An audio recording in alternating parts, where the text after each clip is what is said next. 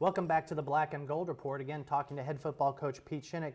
Coach, we haven't talked much about Luke Charles this season on the program, but last week he set the school passing record, and then this week he broke his own record and reset it. Talk a little bit about how Luke is developing as a quarterback.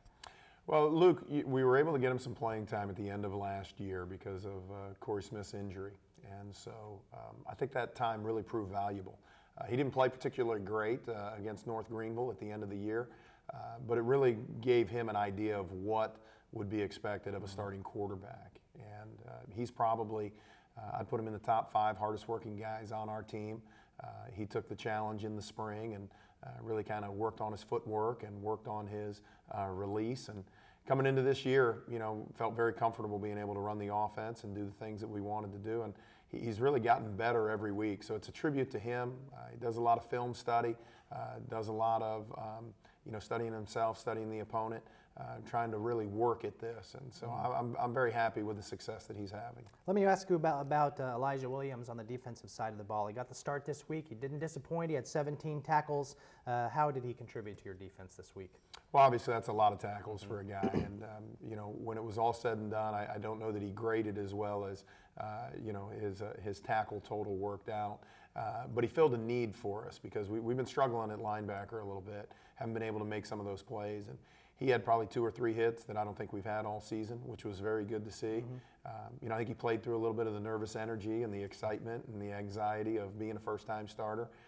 I'm looking for him to, really finish off this season well. I'm excited that he's healthy and now he's in the mix. So, Coach, it was perfect weather last week. You had a large homecoming crowd. You got the W. It doesn't get much better than that as a head coach, does it? No, it's a great environment. I was really happy to see all the people who were at the game, and just again, the weather was great, like you said. So that was fun. It was a neat environment for the fans as well as for our players. Well, let's move on and talk about the upcoming game. Next week you play Charleston from West Virginia, the Golden Eagles of Charleston, the first of 3 straight games for you on the road. They got their first win this last week against Seton Hill. Talk a little bit about Charleston and what do you expect to see from them? Well, they went through a coaching change last year, and I think they're just probably trying to find their stride right now. Got a big win, had a great offensive production last week. They are a very balanced team, and they really gelled last week on offense. And so, we hit Catawba kind of at the same time. They just gotten their win and kind of gelling. So we've got our hands full for this game. We've got to go on the road. It's the first time we're spending the night. We've been able to travel by day these other games. So we've got a lot of tests in front of us here. You mentioned they have a very balanced attack between passing and rushing.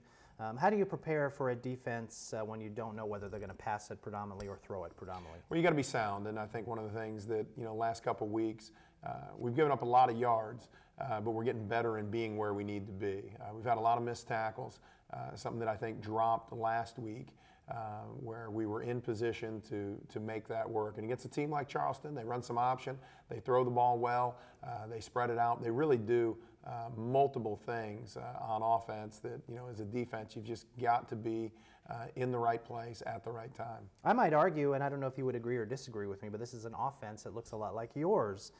They have a feature running back. They throw the ball to a lot of different receivers. 12 or 13 receivers have caught multiple passes for them. Can you look at your own team and what your own team does to help prepare you for Charleston a little bit? A little bit, but they have an option element that we don't have, and so statistically, I think they're trying to do what we're trying to do, and that's be very balanced. I think at the end of the day, I don't know what our stats are, but I think we're pretty close running and passing, and that is a concept that they are sticking with, and I think they've had pretty good success with it. We don't see a whole lot of option teams in Division II. What kind of challenges does the option pose, not only for the Braves, but for any team?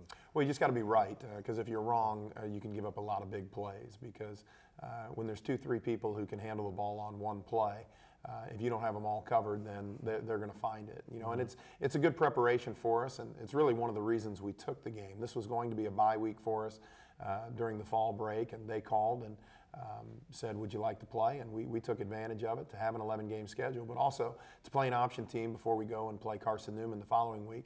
Just kind of helps you hone in some of those principles that you need to have. Sure, I hadn't thought about that. I mean, Carson Newman is a traditional option team, and playing Charleston certainly would prepare you for them. Well, that's all the time that we have for this segment. Coach, good luck against Charleston, and we'll talk to you next week. Thank you. And when we come back after the break, we're going to talk to women's soccer coach Lars Anderson, so stay tuned.